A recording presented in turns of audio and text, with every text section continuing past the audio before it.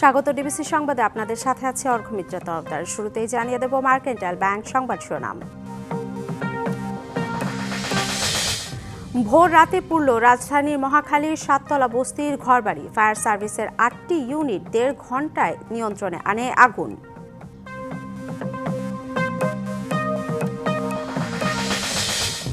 বাস চাপায় সহকর্মী নিহতের ঘটনায় গাজীপুরে ঢাকা ময়মনসিংহ মহাসড়ক অবরোধ গোল্ডে রিফিট কারখানার শ্রমিকদের।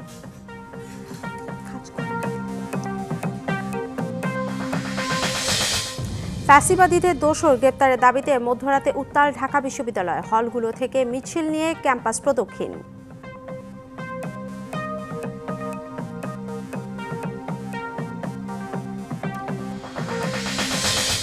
'বদলে যাওয়ার সময়ে শিক্ষার্থী বান্ধব রাজনীতি চান ঢাকা বিশ্ববিদ্যালয়ের শিক্ষার্থীরা। হলে এখনও ফ্যাসিস্টদের সহযোগী থাকার অভিযোগ।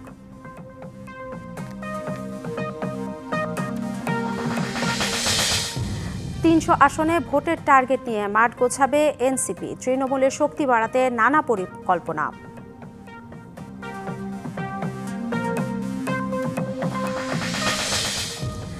এবং পাকিস্তানের বেলুচিস্তানে জিম্মি ট্রেনে চলছে সেনা অভিযান। ১০৪ যাত্রী উদ্ধার, ১৬ বিচ্ছিন্নতাবাদী নিহত।